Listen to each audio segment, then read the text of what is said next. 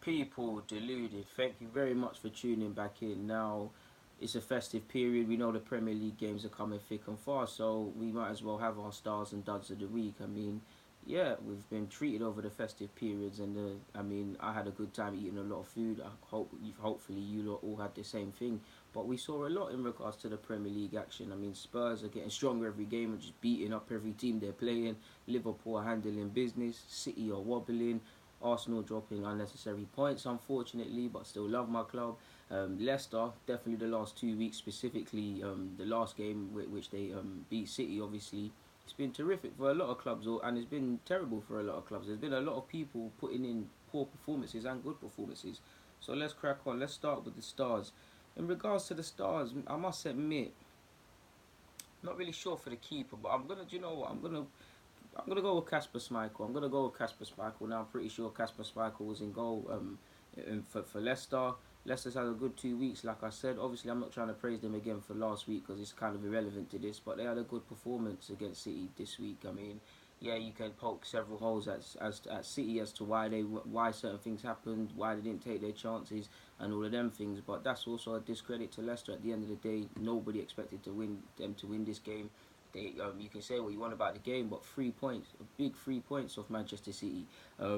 And for Claude Puel as well, personally. In fact, you know what? I'm gonna put him as the manager. To be honest with you, people, he can be the manager for this team because it's a good result. He's got a lot of people on his back. He's got a lot of pressures. I'm not in tune with Leicester like that, and I'm not saying he should keep his job and whatever. Leicester fans know their business more than mine, but it's been a testing period, and he come out fighting and yeah, man to a man. Even I swear Vardy kind of criticised him as well. Not directly criticised him, but gave a little bit of insight the other week. So he's had a lot of pressure on his back, and I think he should be the manager. Same way Kasper Schmeichel should be in goal against that free scoring City side as well. Fair enough, he didn't keep a clean sheet, but yeah, man, it could have been worse. So Kasper Schmeichel is obviously the keeper. We've obviously got Claude Puel as the manager. I'm going to put Digne, hopefully I've said his name right, of Everton. Now it's deep, people. I feel a lot of fullbacks had good games this Premier League fixture week or fixture list. I feel a lot of guys.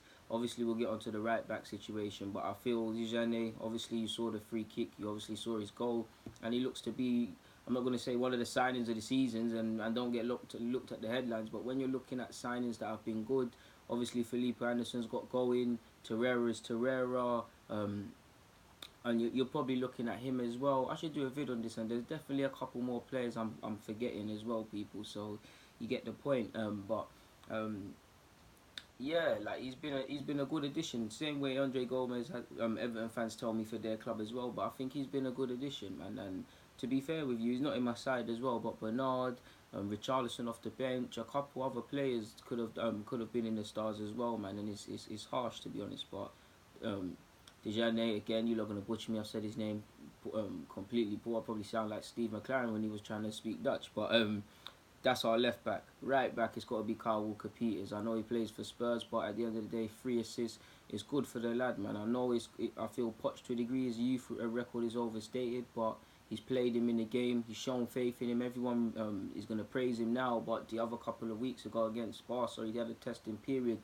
Yes, Spurs won, but obviously you saw it's a learning experience, and Pochettino kept faith, and it's down to have done wonders for the lad in terms of confidence. He's playing Premier League football. He's got 3 assists. They won.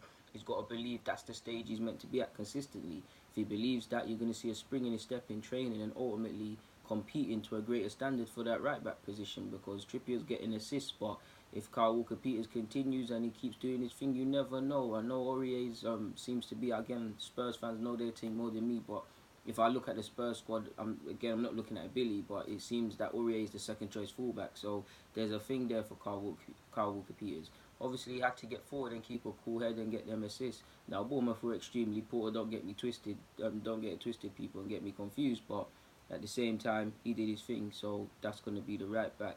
His Spurs teammate in Toby Alderweireld kept a clean sheet, essentially. In fact, forgive me, did I keep a clean sheet?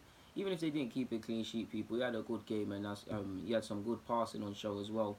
Lovren definitely kept a clean sheet, so he's going to be there. Lovren's a person, I'm not going to lie to you, Liverpool fans, I don't believe he's good enough for your team. Again, I think he's a model professional, and he's a nice man off the field from what I see as well. But if I was a Liverpool fan, I'd just believe that you look at Van Dijk, Joe Gomez is obviously injured, but Van Dijk, if he could get a teammate of a similar caliber to a similar standard to that, then you're laughing. That being said, Lovren can be in the squad, so I guess what I'm saying is he can be squad, but he shouldn't be playing. But at the end of the day, he put in a good performance. They kept a clean sheet. Yes, Newcastle have been poor. Obviously, he scored a decent finish. If that's a striker, if a striker scored that finish, I know if Torreira scored that, even though he's not a striker, if Lacazette scored that or Aubameyang, I'll be gassing out people. You'd see a video specifically about that. So credit to them. So you got the two Merseyside lads at the back with two members of Spurs. Obviously, Kasper Schmeichel is in goal. In terms of midfield, I'm gonna go with Maddison in the 10. In fact, put not in the 10. I'm gonna put Maddison in a two-man pivot. Maddison had a good game again. You already know about Manchester City versus Leicester, so Maddison had a good game, stood up to be counted. And Pogba also had a good game as well. 2 goals, another one in terms of confidence. I know, again, United fans know their stuff more than me, but I'm sure people have been on his back. Some criticism in football is warranted. Some I feel have been over the top, and I feel certain so-called legends of the club or so-called favoured personnel, especially after talking about Raheem Sterling, are coming out and saying some comments. I'm not saying they're out of touch, but he just really should have allowed it. I feel with Pogba, a lot of personal comments are made. He's an easy target, obviously, with the marketing and all of these sort of things. Question marks about the man's character and them sort of things there. When you don't see him flashing his money and stuff, you just see a very humble man. But specific to football, he's had a lot of, like I said, acceptable criticism on his performances and his price tag, and should he be the one to stand up to be counted. Fair enough, the last 2 fixtures United have played, this one included, their sides that United should be winning even if they're in the worst of form, but it's a feel-good factor at United. They just needed a new positive voice to come in and get people singing from the same hymn sheet.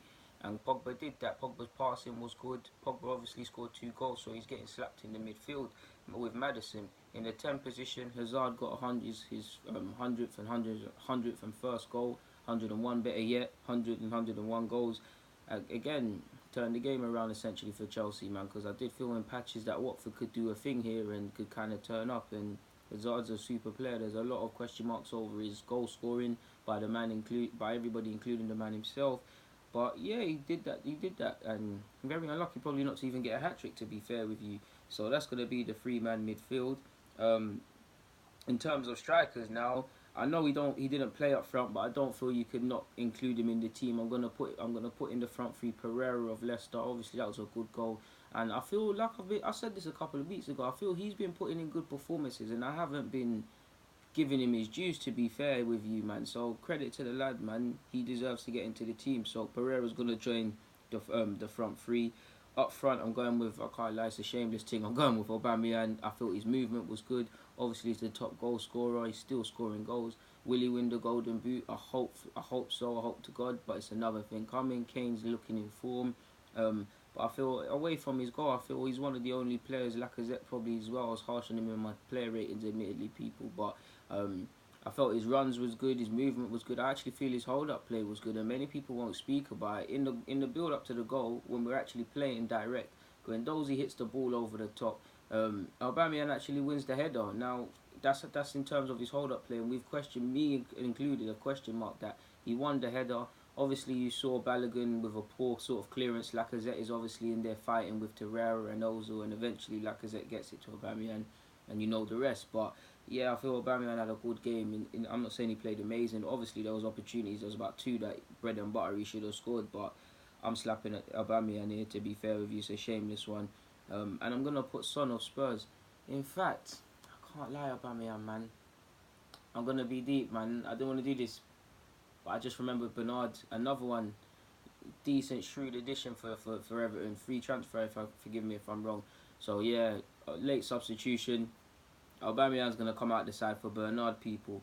And I'm going to put Son of Spurs, obviously he's there, with Pereira. So to recap that side, we've got Kasper Schmeichel. Fullbacks, we've got Kyle Walker-Peters and we've got Dejane.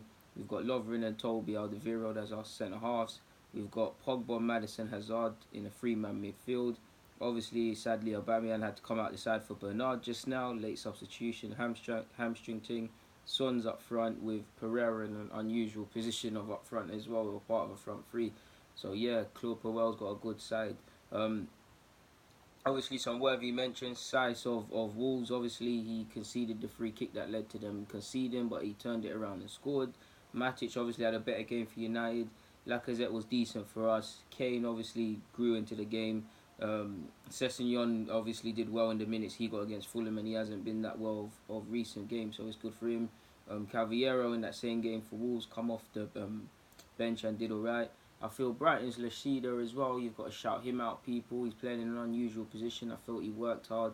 It's a good, obviously, it's atrocious defending from us to concede it, but he worked hard in an unusual position. It's a good run from him, and forgive me if I'm wrong, it's either Gross or Proper, or maybe even Murray, whoever it is. It's a lovely bit of runs. He gambles, and he gets his rewards, to be fair with you. And I know he hasn't been scoring. I believe he hasn't scored prior to that goal. He hasn't scored either home or away or some sort of stat since February. Very Arsenal-like to let the man score, but yeah.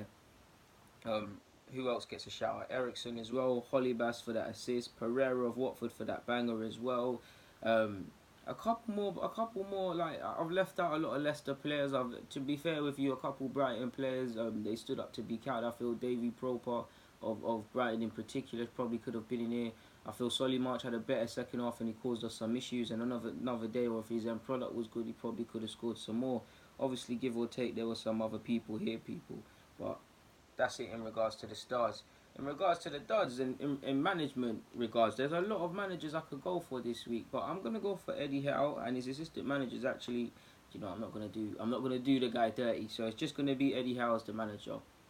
Ultimately, they got like Spurs packed them in. Like Spurs packed them in. Like there's not much I could say. Like, oh yeah, shout out to Mora as well. Spurs, he got me the FPL points, but even in fact, I'm being harsh. Wait, before we carry on with this, shout out to some Liverpool players as well. Firmino, obviously. If I remember rightly, Firmino, Fabinho, Wijnaldum in his minutes. Phil Henderson was alright as well. To be fair with you. So yeah, shout out to some Liverpool lads. But back to the duds, people. Now, who did I say was the manager again?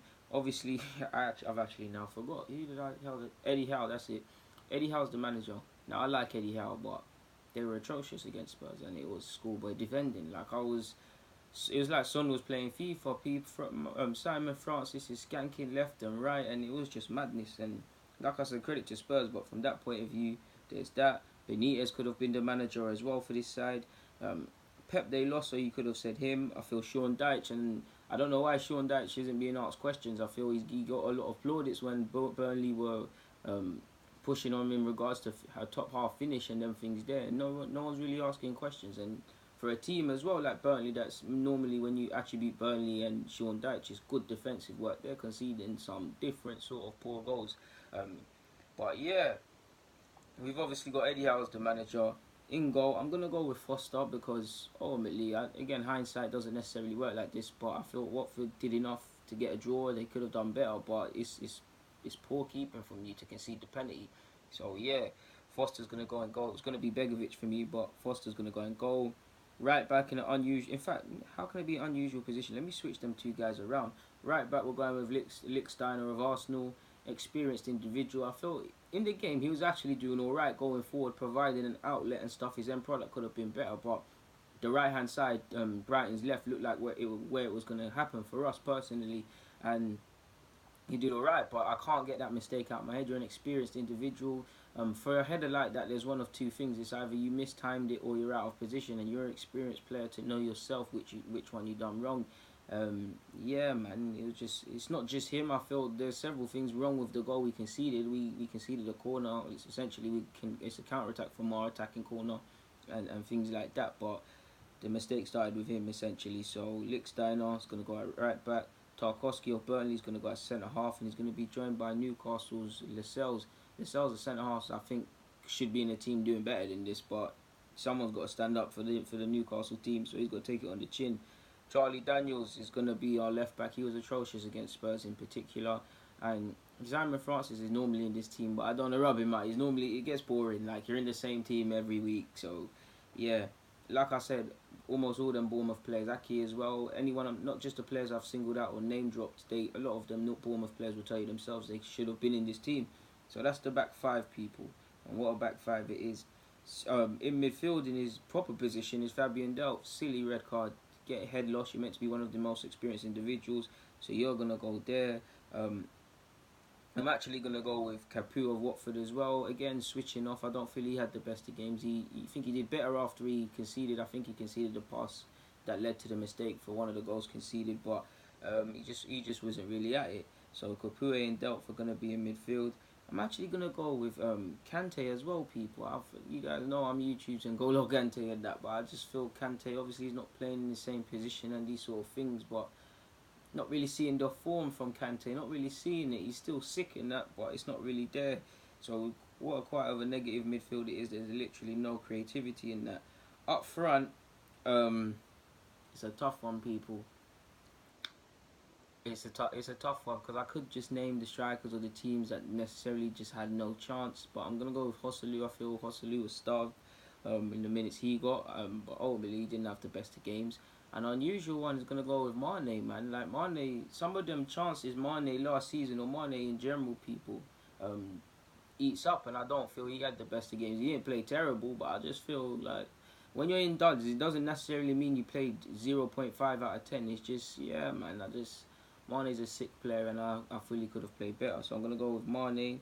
Um, who else am I going to go with? I'm going to go with Sergio Aguero. I know he got an assist, but yeah, man, Sergio, he letting down the fantasy league, but and I just feel Sergio. There was people that played worse than Sergio, of course, but I just feel Sergio. So yeah, that's the midfield three. What am I talking about midfield? That's the strike three. So to recap this side, we've obviously got Foster in goal. Charlie Daniels was terrible, and he's at left back. Arsenal's very own Lichtstein is obviously going to go at right back. Tarkowski and Lascelles are going to be our centre half pairing. Kopue, Fabian Delph, and obviously N'Golo Kante are going to be in midfield. We're going to go up front with Sergio Aguero, Joselu, and obviously Mane. Now, special mentions go out to just about anyone who stepped on the field for Newcastle, for Bournemouth, for several sides. I feel John Stones didn't have the best of games.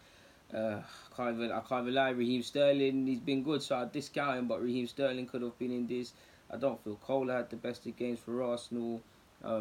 Watching the game again, admittedly, people, I feel I've saved Ozil because I don't feel Ozil was that bad. But probably on another day, could have put some Arsenal players in this. To be fair with you, I would have put Mo Salah as well. Just he obviously didn't play terrible, but just for the diving thing. I mean, if that's other players, it gets highlighted on the madness. But yeah, that's stars and duds, people. So on that note, let me get out of your hair.